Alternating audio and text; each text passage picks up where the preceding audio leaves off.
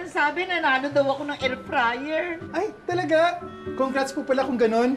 Hindi siya nanalo. Na-scam siya.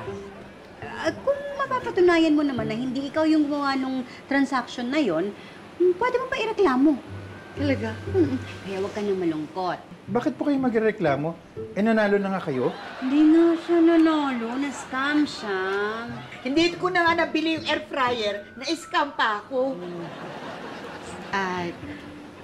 Sandali.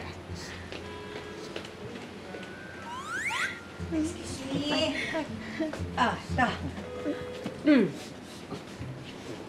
Sa'yo na to. Ano yan?